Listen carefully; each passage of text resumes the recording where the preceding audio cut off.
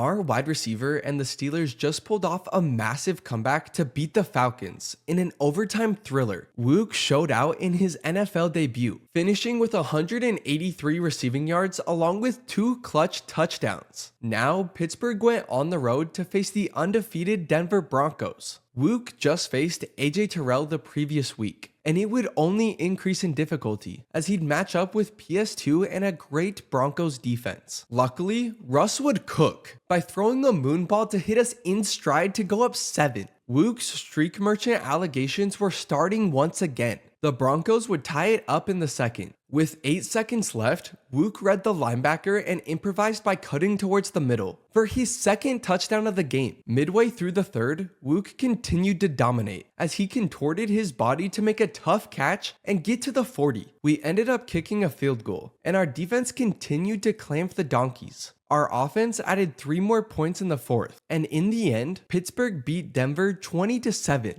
Ahead of week 3, Russ wanted to talk to us about how our offense was performing. And honestly, things are going really well. Obviously, we haven't put up a ton of points, but we're undefeated, and the Wilson to David connection has been lethal. Things kept trending upwards, as Mr. Unlimited would have his X Factor the entire game against the Chargers. The Steelers took on the Herbert-led Chargers in their home opener. Unfortunately for us, X Factor Russ must have gotten injured, because Justin Fields was getting his shot at QB1. And let's just say it didn't go too well. The Chargers were up 7 early in the second, and my friend here Justin is not cracked at football, my guy, as he threw a pick 6 to make it a 14-point game. We had the ball with under a minute left when Wuke would finally make a play. He picked up a first before taking another insane hit. Bro is really following in the footsteps of AB. Soon after, it was 2nd and goal, and Justin would take a boneheaded sack,